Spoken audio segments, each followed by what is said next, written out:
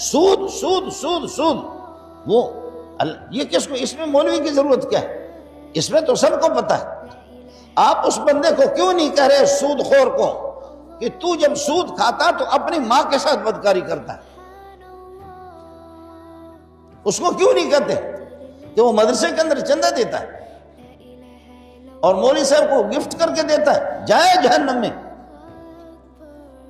اس کو کیوں نہیں کہتا آپ؟ اور صحیح حدیث آپ کو سنا رہا ہوں، مشکات جلد اول کی حدیث ہے کہ سود کی نحوستیں اور اس کی بدبو اور اس کی گندگیوں میں سے ایک گندگی یہ ہے کہ آدمی 70 گندگیاں میرے نبی نے فرمایا، لعن اللہ آکل الربا وموکلہ وکاتبہ وشاہدہ، فرمایا کہ ربا کھانے والا، کھلانے والا، اس کو لکھنے والا اور اس کے گواہ بننے والا، کوئی ربا کی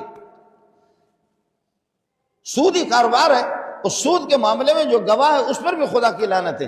کیا خیال ہے آپ کا کہ ملعون ہو کر کے پورا ملک جب ملعون ہو تو ملعون کیسے کامیاب ہوگا؟ عجیب بات ہے. جب پورے ملک کا نظام جو ہے نا جب لعنتی ہو تو ملعون کیسے کامیاب ہوگا؟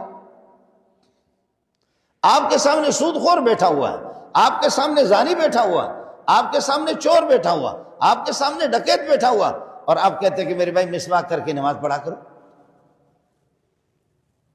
آپ اس کو مسواک کی ترغیب دے رہے، وہ تو سود خور ہے. آپ ملا اس کو بتا کیوں نہیں رہے؟ ہے